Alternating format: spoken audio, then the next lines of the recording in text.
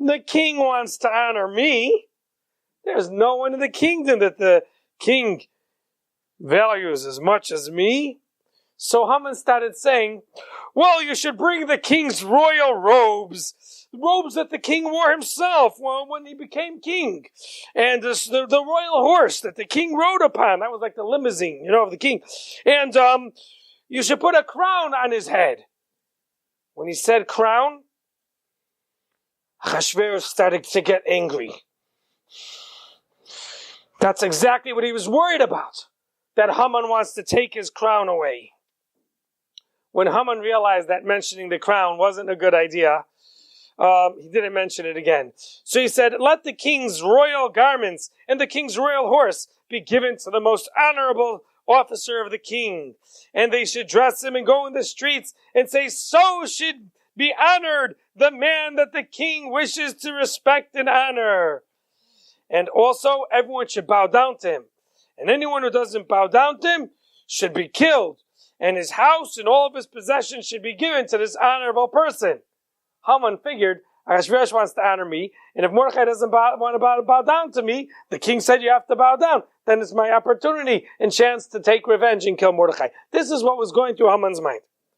So the king says, quick, I command you, go to the king's treasury right now and get one of my nicest robes, the purple wool and the silk, and make sure it has jewels and gems and pearls and diamonds, and make sure that it has 4 corners, so there should be also pomegranates on it and bells made out of gold. This is what the kings used to wear. Maybe that's why the Kohen Gadol also had to wear pomegranates and bells on his meal. And it turns out, he said, take the crown that I have in Macedonia. That was the crown I wore when I became the king.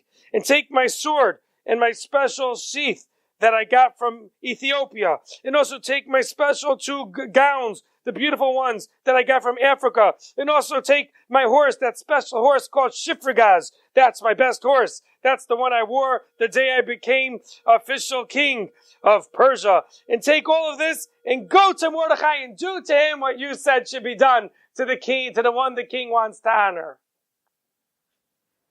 Haman thinks, I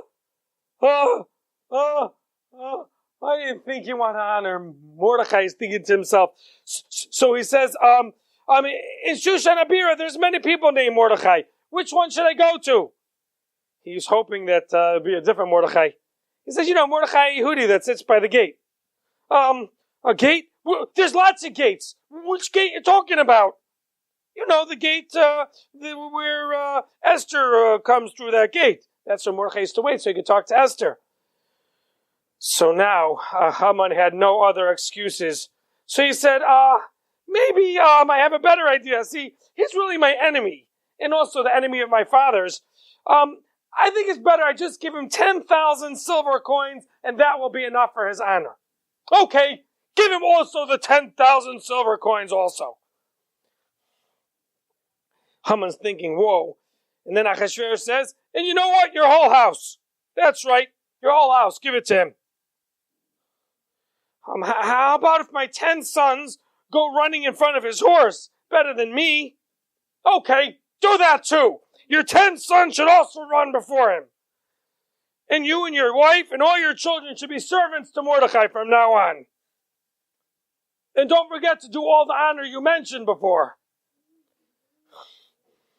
Your Majesty, Mordechai is a simple man. It might be just better that you give him like a city that he can become the mayor of, like the governor of. Okay, do that too. Make him also the mayor of a city. And also in the sea. I have islands. Give it to him. Haman said, right now, on the money, it has Achashverosh's picture and my picture. Maybe from now on, honor him that it will be your picture and his picture.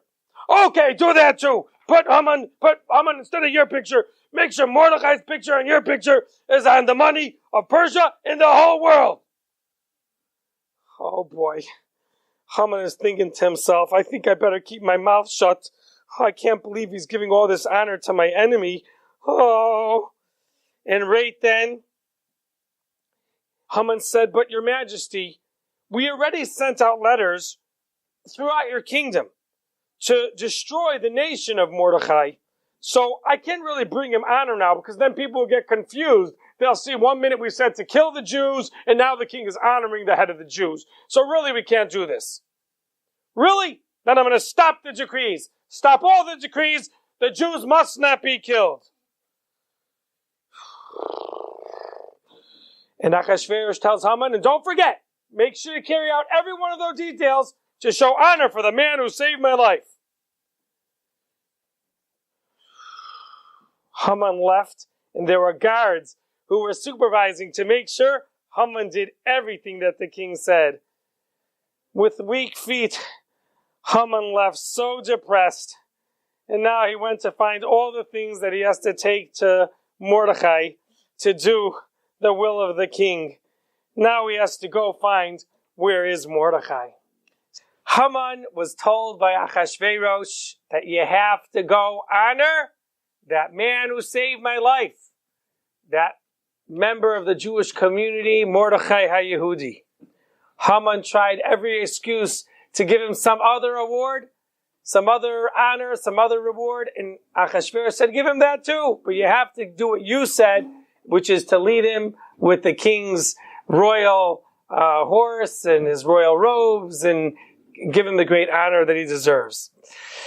At that time, Haman went to find Mordechai, and where do you think he found him? Of course, where a tzaddik is usually found. Where's the Talmid Chacham usually found? In the Beis Medrash. And he sees Mordechai learning with Yiddish Kinderlach, Jewish children. And what is he learning? Which part of the Torah were they learning? They were learning the Karban HaOmer. They were learning about Karbanot.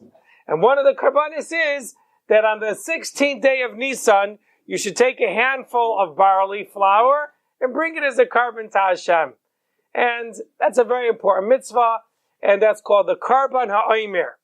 I'm sure you're familiar with your father. Every Pesach, he's already starting to count the Omer, and from Pesach to Shavuos, they're counting about the Karban Omer. That's speaking about the Karbanis that were brought of barley and of wheat flour on the Mizbeach. So it turns out, yes, they're learning this. It was the 16th day of Nisan. Now at that time, they didn't have the Beis HaMikdash, but they were learning about the laws that if we would have the Beis HaMikdash on the 16th day of Nisan, which is the second day of Pesach, we bring a carbon of barley, of flour. So when Mordechai saw Haman coming close, he thought that Haman was coming to kill him. So he said to some of the Yidden there, who had not yet been chained up, run quickly before Haman comes and decides to do bad to everyone. And Mordechai at that moment did not run. He stood up and he started davening to Hashem. He started praying to Hashem. A Yid should never stop praying, even if a gun is pointed to him, even if a sword is lifted over him. He should keep praying to Hashem. And Haman saw that Mordechai was praying, and he waited till he was done. He said to the people around, what are you learning? And the Yidden there said, we're learning about the Beis HaMikdash, how they used to bring a carbon of barley flour to HaKadosh Baruch Hu, and he would forgive us for our sins. Haman said, that handful of barley flour, a flour, is stronger than my 10,000 silver coins that I wanted to give Achashverosh to buy the rights to take you over and to exterminate you. Haman turned to Mordechai and he said, get up from your sackcloth and your ashes and now put on these royal robes. Mordechai said to Haman, Tipesh, fool what you are. 3 days I'm sitting fasting, sitting in with sackcloth and ashes. You want me to put on royal clothes when I'm covered with ashes? I'm not clean to put on royal clothes. You put on royal clothes, if you ever saw these soldiers, with their white gloves and the uniforms, there's not a speck of dirt. You wear royal regal clothing, you have to be clean. So Haman said, okay, I'm going to find someone who's in charge of a bathhouse who can help clean you and give you a haircut. But that day, Esther already announced that all the bathhouses and barbers in Shushan should be closed. She wanted that Haman himself should be the one to bathe Mordechai, clean him, scrub him, and even give him a haircut. He had no choice, so Haman had to put oil on his skin and special perfumed spices, which was the custom that a person would put on before he went to appear before the king. When Mordechai was giving when Mordechai was getting the haircut, Haman was giving him the haircut. So Haman let out a krechts, a moan and a groan, and he said, "The most important person in the king's empire, the highest of all of his officials, has been turned into a barber now. I have to be a bathhouse keeper. I have to give baths and I have to give haircuts." So Mordechai said, "Russia, what you are. For 22 years you used to be a barber in the city of Khartoum, and now you're complaining that you have to be a barber?" Haman dressed Mordechai with the royal clothes, and he said, "Please, get up onto the horse. I have to lead you on the royal horse." This is a very tall horse. I don't know if you saw, there's different heights of horses. A king's horse is like the biggest. If you ever saw a picture of George Washington's horse, it was very large. So, Mordechai says to Haman, "The fast weakened me, and I really don't feel that I'm able to climb onto the horse unless I'm helped." So Haman bent down so that Mordechai should climb on top of him. And I'm sure he gave him a nice kick in the process. Before Mordechai rose to the horse, though, Achashverosh sent 27,000 youths. Each one of them had in his hand a gold cup in his right hand and a golden goblet in his left hand. And this was a way of showing honor. Walking with these cups of showing that we're filling this man with blessing and wealth and riches and honor and glory. And they went before Mordechai in the street. When Esther saw Mordechai sitting on the throne, on this royal horse with so much glory and splendor and honor, she said, "Haidu la Hashem, Shabach ta Hashem, Shabach, praise and thanks to Hashem." Haman started leading Mordechai in the streets, and he shouted out, "So it should be done to the man that the king wishes to honor." And as they were passing by Haman's estate, Haman's mansion, his house, at that time his daughter was sitting by the window, and she was looking at this parade, and she was sure that Haman is the one sitting on the throne. On the horse. And probably Mordechai is the one leading him. She wanted to embarrass her enemy, Mordechai. So she took a bowl from the bathroom of all the garbage that was there, and she decided to toss over the contents of this package onto the man leading the horse. She thought it was Mordechai. But then, suddenly, she realizes that it's none other than her father.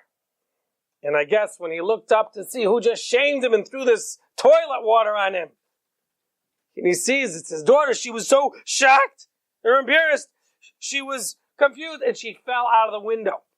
So it was a good idea. A window should have metal guards. But she didn't have one, I guess. And she fell down and flung to her death.